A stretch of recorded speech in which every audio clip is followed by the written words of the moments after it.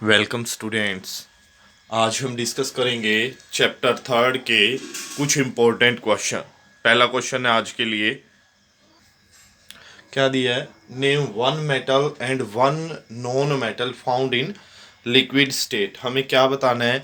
एक ऐसी मेटल जो लिक्विड स्टेट में पाई जाती है और एक नॉन मेटल जो लिक्विड स्टेट में पाई जाती है। आपने पढ़ा था मरकरी। क्या? Mercury is the only liquid non metal और लिक्विड मेटल। मरकरी क्या था अपना? Liquid metal. जबकि ब्रोमीन क्या है अपना? Liquid non metal. मेटल क्या हुई? मरकरी। मैंने भाई ये सारे क्वेश्चन जब चैप्टर डिस्कस करवाया था, मैंने 10-12 पॉइंट लिखवाए थे आपको, और वहां पे बताया था कि ये 1 मार्क्स के क्वेश्चन यहाँ से कैरी हो सकते हैं। तो भाई लिक्विड मेटल क्या हुई? मरकरी। सिंबल क्या है? Hg। लिक्विड नॉन मेटल क्या हुई? ब्रोमीन। Br2। Br2 दिखाई दे रहा है भाई। उसके बाद सेकंड क्वेश्चन है हमारा, name one metal which is lustrous. One non metal. देखो मेटल क्या होती है? लस्टरस। लेकिन देखो कुछ ना कुछ क्या मिलेगा हमें एक दो ऐसा एग्जाम्पल भी मिल सकता है जो इसका उल्टा हो। अब नॉन मेटल क्या है? चमकती नहीं थी। लेकिन अब क्या पूछ रहा है? एक नॉन मेटल बतानी है जो लस्ट्रस है। आयोडीन है भाई। क्या लिखेंगे? Lustrous non metal. चमकदार अधातु कौन सी है? Iodine. I2। Non lustrous metal, न चमकने वाली, जिसके पास धात्विक चमक न हो, ऐसी metal. Iron Fe। Next question है, write electron dot structure of magnesium and chlorine and show the formation of magnesium chloride by the transfer of electron. क्या करना है? पहले इलेक्ट्रॉन डोट स्ट्रक्चर लिखने हैं मैग्नीशियम और क्लोरीन के। इलेक्ट्रॉनिक कॉन्फ़िगरेशन ऑफ मैग्नीशियम क्या है कि भाई 2 8 2 12 होता है एटॉमिक नंबर। एटॉमिक नंबर मैंने आपको बताए थे, वे याद करने हैं। 12 होता है, 2 8 2। आउटर मोस्ट में 2 इलेक्ट्रॉन होंगे। अब मैंने बताया था 4 से कम है वो तो इलेक्ट्रॉन डोनेट करेगा, मतलब ये 2 इलेक्ट्रॉन देगा। तो इलेक्ट्रॉन डॉट स्ट्रक्चर क्या हुआ? Electron dot structure of Mg क्या आएगा? Mg ऊपर क्या आएंगे? 2 इलेक्ट्रॉन। मैंने बताया था जितने आउटर मोस्ट में इलेक्ट्रॉन हो वो क्या करेंगे? आप सिंबल के ऊपर रिप्रेजेंट कर देंगे। समझ में आ रहा होगा भाई। उसके बाद दूसरा किसका लिखना है? क्लोरीन का। इलेक्ट्रॉनिक कॉन्फ़िगरेशन ऑफ Cl क्या आएगी? 2 8 7 17 होता है भाई इसका एटॉमिक नंबर। और electron dot structure of Cl क्या होगा? Cl के ऊपर तो 7 इलेक्ट्रॉन है भाई। 7 इलेक्ट्रॉन। अब Mg के पास कितने थे भाई? 2 इलेक्ट्रॉन थे, ये तो डोनेट करेगा। जबकि Cl के पास कितने हैं? 7। ये क्या करेगा? एक्सेप्ट करेगा, लेगा इलेक्ट्रॉन। तो इलेक्ट्रॉन डोट स्ट्रक्चर में हम क्या लिखेंगे? देखो जब हम MgCl2 का, पहले उसने कहा है इलेक्ट्रॉन डोट स्ट्रक्चर लिखिए मैग्नीशियम और किसका? क्लोरीन का। और किसकी फॉर्मेशन दिखानी हमें? मैग्नीशियम क्लोराइड की। तो हमने क्या किया? सबसे पहले मैग्नीशियम का क्या लिखा? Atomic number. और उसके बाद क्या लिखा? इसका इलेक्ट्रॉन डॉट स्ट्रक्चर। इसी तरह से Cl का Mg प्लस 2 Cl लेने पड़ेंगे भाई हमें। अब कहीं बच्चों का ये भी क्वेश्चन होगा कि 2 क्यों लेने पड़े? अब एक Cl कितना लेता है? 1 लेता है भाई। लेकिन Mg तो तब नोबल गैस कॉन्फ़िगरेशन प्राप्त करेगा जब दोनों इलेक्ट्रॉन डोनेट होंगे। तो एक इस Cl को दे देगा, ये एक इसको दे देगा। देने के बाद जो देता है वो क्या होता है? धनी। क्या बनेगा? ये बनेगा Mg2 पॉजिटिव। और Cl के ऊपर 2 2 4 2 6 8 इलेक्ट्रॉन, एक नेगेटिव और बाहर 2 MgCl2। क्लियर है भाई। नेक्स्ट क्वेश्चन क्या है, why is sodium chloride soluble in water. जो सोडियम क्लोराइड है वो वाटर में डिजोल्व होता है भाई, ठीक है, जबकि नोट सोल्यूबल इन कैरोसिन, जबकि ये कैरोसिन मिट्टी के तेल में नहीं घुलता है। तो मैंने आपको बताया था भाई, लाइक डिजोल्व लाइक, जो जैसा है वैसे में घुलता है। पोलर पोलर में घुलता है, नॉन पोलर नॉन पोलर। अब आपको पता है सोडियम क्लोराइड आयनिक कंपाउंड है, ये किस में बदलेगा, Na पॉजिटिव Cl नेगेटिव। और वाटर भी क्या है, आयनिक, तो ये वाटर में डिजोल्व हो जाएगा, क्योंकि पोलर पोलर में घुलते हैं, नॉन पोलर नॉन पोलर में। जबकि कैरोसिन ऑयल अपना ऑर्गेनिक सोलवेंट है, यानी कि नॉन पोलर सोलवेंट है, इसीलिए NaCl इसमें डिजोल्व नहीं होगा। तो आप लिखेंगे sodium chloride is an ionic compound, hence dissolve in water, इसीलिए पानी में घुलता है। क्या है कि इसमें मैं ब्रैकेट में भी लिख देता हूँ, लाइक डिजोल्व लाइक, जो जैसा है वैसे में घुलता है, ठीक है। Sodium chloride is an ionic compound, hence dissolve in water, like dissolve like, जो जैसा है वैसे में घुलता है। इट इज बिकॉज, ऐसा इसलिए है, रीजन लिख देते हैं, both sodium chloride and water are polar. Like dissolve like statement आ गई भाई। वाटर किस में टूटता है, आयन जो अपना sodium chloride Na positive Cl negative, जबकि वाटर किस में टूटता है, H पॉजिटिव OH नेगेटिव। तो दोनों पोलर है भाई, इसलिए क्या होता है, जो अपना NaCl है, सोडियम क्लोराइड है, वो क्या करता है, वाटर में डिजोल्व हो जाता है। जबकि कैरोसिन ऑयल की बात आती है, कैरोसिन ऑयल क्या अपना non polar, kerosene oil is non polar. अब अलग अलग हो गए दोनों, NaCl अपना पोलर हो गया, कैरोसिन ऑयल क्या नॉन पोलर, इसलिए डिसॉल्व नहीं होगा। Sodium chloride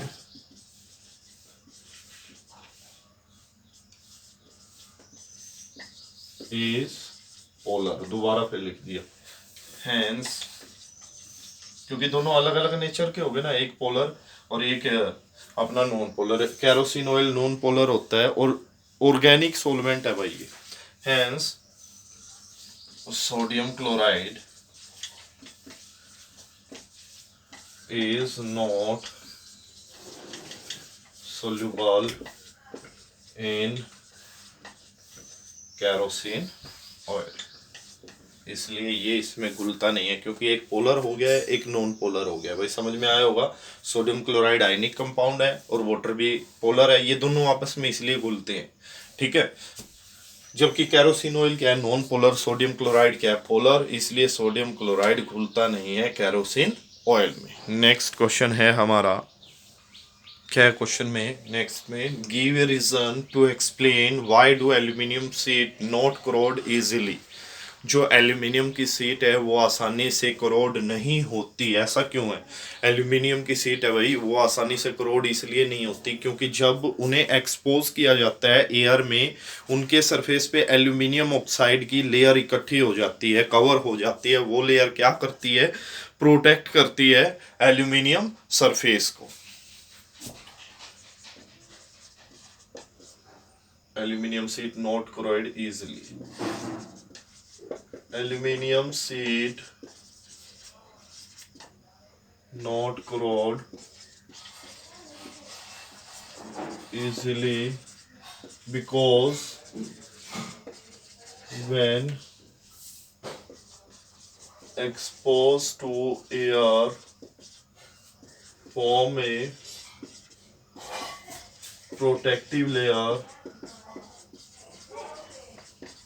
of Al2O3 on its surface।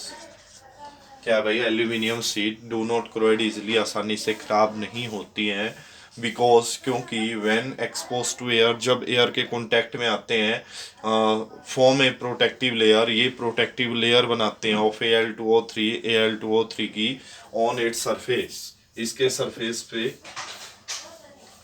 This layer protect it from corrosion।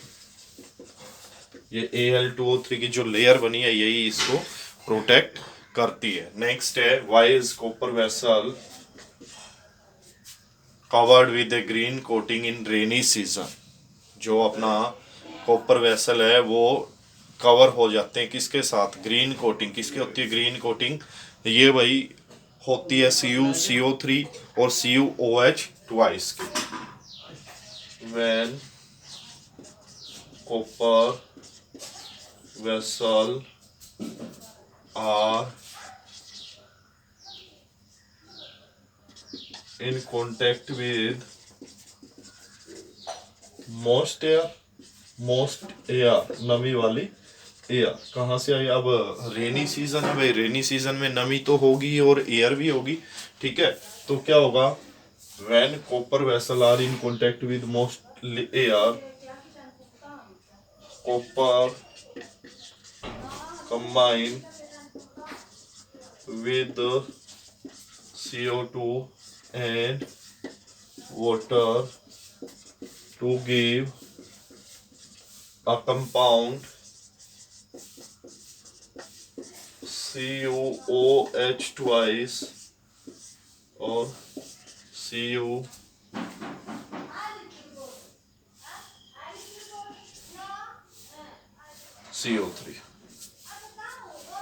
ठीक है। क्या होता है भाई, जब कॉपर वेसल कांटेक्ट में आते हैं मोस्ट एयर के, कॉपर कंबाइन करता है किसके साथ, CO2 के साथ और वाटर के साथ, to give a compound CuCO3 और CuOH ट्वाइस, ये कंपाउंड मिलता है। ड्यू टू दिस कंपाउंड, इस कंपाउंड की वजह से, यही तो कोरोजन का कारण यही तो होता है। Due to this compound a green coating is present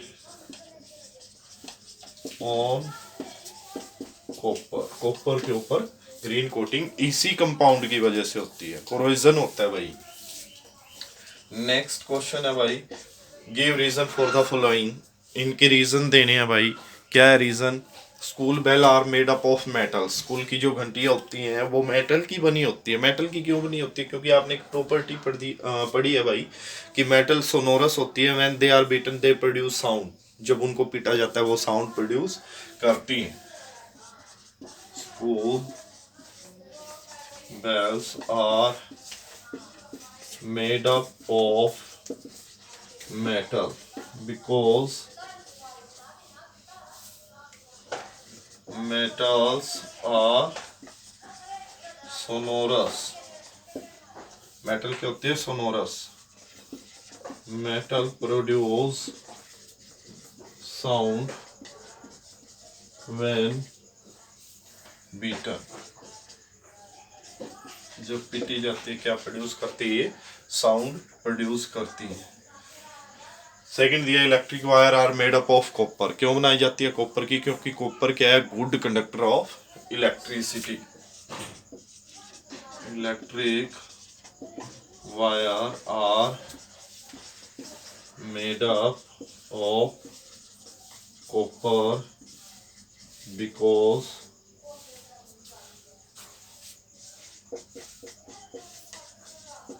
copper is a good conductor of electricity. Copper क्या है, गुड कंडक्टर है इलेक्ट्रिसिटी का, इसलिए जो इलेक्ट्रिक वायर होती हैं वो किससे बनाई जाती हैं, कॉपर से।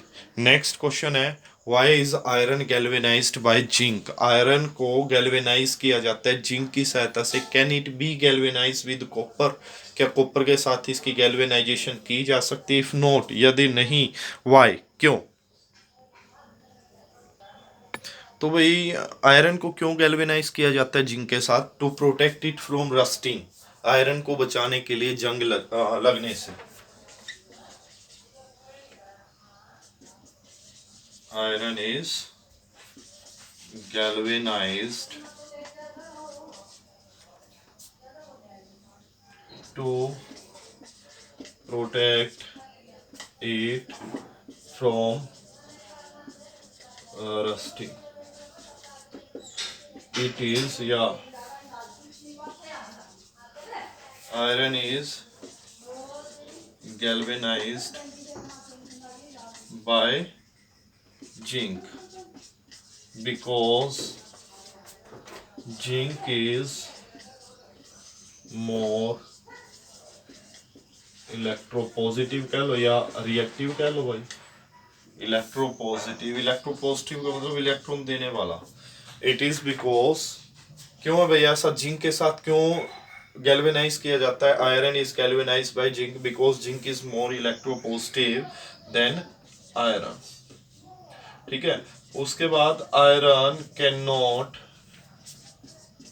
B galvanised by copper. जो अपना आयरन है उसको गैल्वेनाइज नहीं किया जा सकता कॉपर की सहायता से। क्यों? Because copper is less electropositive than iron. Iron से लेस इलेक्ट्रोपॉजिटिव है भाई। अगर हम ऐसा करते हैं तो क्या होगा? आयरन ही हमारा क्या होगा? क्रोइड हो गया, यानी रस्टिंग आयरन की होगी। कॉपर से कोई प्रोटेक्शन हमें नहीं मिलेगी क्योंकि मोर रिएक्टिव कौन हो गया इस केस में? आयरन। नेक्स्ट क्वेश्चन है हमारा मोस्ट इंपॉर्टेंट क्वेश्चन है भाई ये, what is thermite reaction, how is it used to join the railway tracks और क्रैक्ड मशीनरी पार्ट। हम इसका किस तरह से यूज़ कर सकते हैं टूटी हुई रेल की पटरियों को जोड़ने के लिए और टूटे हुए मशीन के हिस्सों को जोड़ने के लिए। थर्माइट रिएक्शन क्या होती है? थर्माइट रिएक्शन वो रिएक्शन है जो हाईली एक्सोथर्मिक हो, बहुत ज़्यादा जिसमें हीट प्रोड्यूस होती हो और जिसमें मेटल जो प्रोड्यूस हो रही है वो मोल्टन स्टेट में मिलेगी, पिघली हुई अवस्था में मिलती है metal. Thermite reaction is highly exothermic reaction, and in this reaction metal is obtained in the molten state.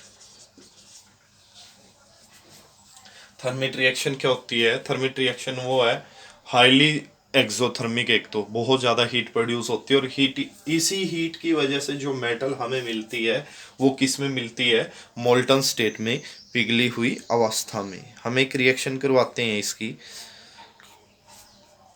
Fe2O3। Fe2O3 हमने हेमेटाइट और लिया प्लस 2Al। जब आप इसको हीट करोगे तो आपको जो मिलेगा वो क्या मिलेगा? Al2O3 plus Fe। जो Fe यहाँ मिलेगा वो आपको मिलेगा मोल्टन स्टेट में, यानी कि लिक्विड स्टेट में, प्लस हीट, बहुत ज़्यादा हीट यहाँ प्रोड्यूस होगी भाई। तो समझ में आया? पता क्या है? ये ऐसी रिएक्शन है, थर्मिक रिएक्शन ऐसी रिएक्शन है जो हाईली एक्सोथर्मिक हो, जिसमें बहुत ज़्यादा हीट प्रोड्यूस होती है। एक तो ये बात। दूसरी, यहाँ पे मेटल कौन सी स्टेट में मिलेगी प्रोडक्ट में? मोल्टन स्टेट में। तो अब कैसे पटरियों को जोड़ा जाता है भाई? इस रिएक्शन में क्या हुआ? आयरन ऑक्साइड है जो, उसको ट्रीट किया हमने, हीट किया किसके साथ? एल्यूमिनियम पाउडर के साथ। जो अमाउंट यहाँ पे हीट का प्रोड्यूस होगा वो इतना ज़्यादा होगा कि जो मेटल आयरन है जो प्रोड्यूस हुई है हमें मोल्टन स्टेट में मिलेगी। और वो क्या होगा? उसका यूज़ कहाँ होगा? रेलवे ट्रैक को जोड़ने के लिए। ठीक है, तो थर्मिट रिएक्शन क्या है? हाईली एक्सोथर्मिक रिएक्शन है। मेटल किस में ऑब्टेन्ड होती है? मोल्टन स्टेट में। अब जो क्रैक होते हैं, रेलवे ट्रैक है, when there is any cracking in railway track पे कोई भी क्रैकिंग हो, a mixture of Fe2O3 and Al is placed in this cracking and heated।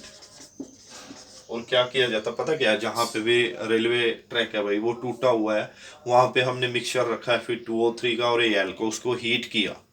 अब जो द लार्ज हीट प्रोड्यूस, जो हीट प्रोड्यूस हुई है क्या करती है वो, will melt the Fe produce, Fe जो उत्पन्न हुआ है उसको क्या कर देती है, मेल्ट कर देती है। समझ में अभी जहाँ भी क्रैकिंग है वहां से हमने Fe2O3 और Al से फिल किया और हीट किया, जो लार्ज हीट यहाँ पे प्रोड्यूस होती है वो मेल्ट करेगी Fe प्रोड्यूस, जो Fe प्रोड्यूस हुआ है।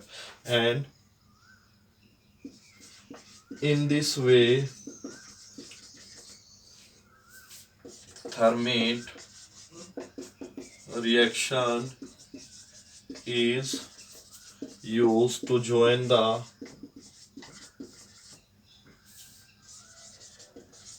Railway tracks. तो इसी के साथ ये यूनिट हमारी पूरी होती है। आज के लिए इतना ही। Thank you.